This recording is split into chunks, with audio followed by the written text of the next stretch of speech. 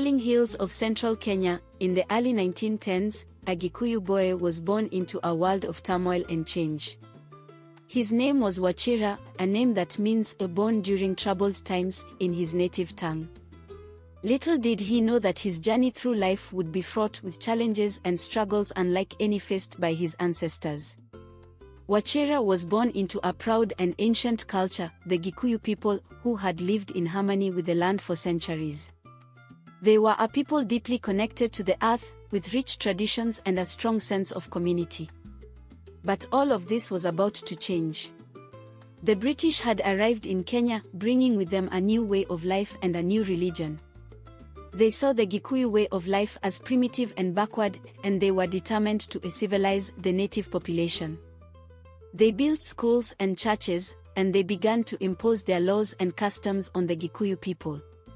For Wachira and his family, this new way of life brought both promise and peril. On one hand, the schools offered Wachira the chance to learn to read and write, to gain knowledge that his ancestors could only dream of. But on the other hand, the schools were also a tool of the colonial government, designed to erase the Gikuyu culture and replace it with British values. Wachira's parents were torn.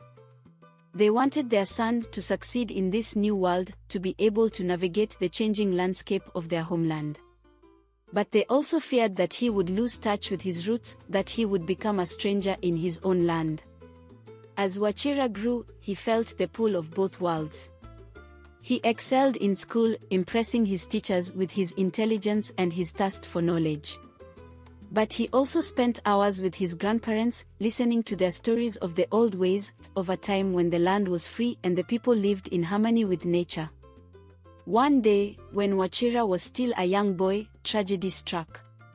The British authorities, fearing an uprising, imposed harsh new laws on the Gikuyu people.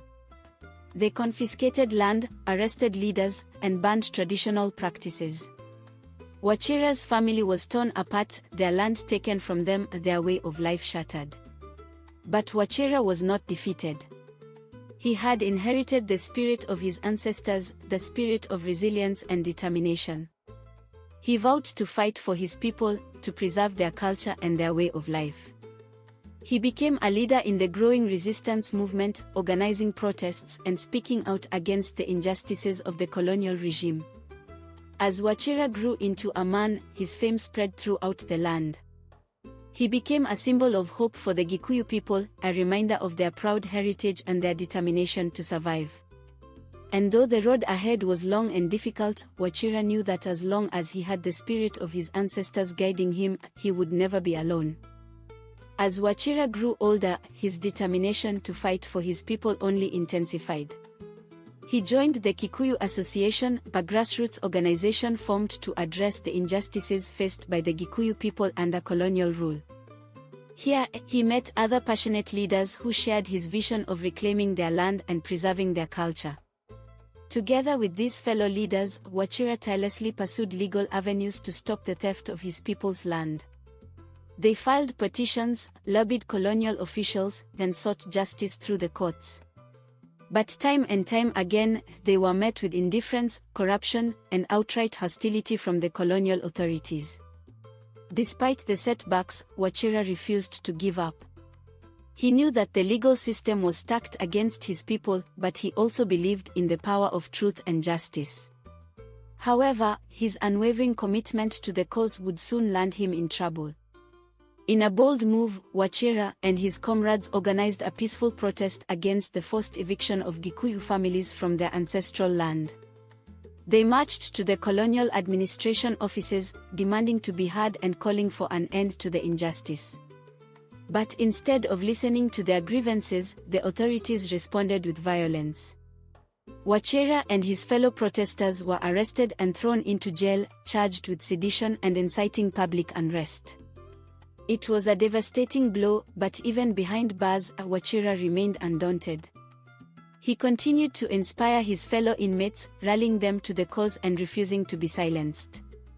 However, it soon became clear to Wachira that the colonial authorities had no intention of granting his people justice through legal means. The system was rigged against them, and the only way to truly free the Gikuyu people from oppression was to take up arms against their oppressors. And so, with a heavy heart but a steely resolve, Wachira made the difficult decision to join the guerrilla war against the white man's rule. Alongside other brave warriors, he fought valiantly to reclaim his people's land and restore their dignity. The struggle was long and arduous, marked by hardship, sacrifice, and loss.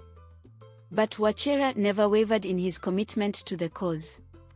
He fought with courage and determination, driven by the belief that his people deserved a better future, free from the shackles of colonial oppression. In the end, Wachira's efforts, along with those of countless other freedom fighters, would not be in vain. Through their tireless struggle and sacrifice, they succeeded in driving the white man from Gikuyu land, reclaiming their sovereignty and restoring their dignity. And though the scars of colonialism would forever remain, Wachira's legacy would live on as a beacon of hope and inspiration for generations to come. He was a true hero of the Gikuyu people, whose courage and determination helped to shape the destiny of his beloved homeland.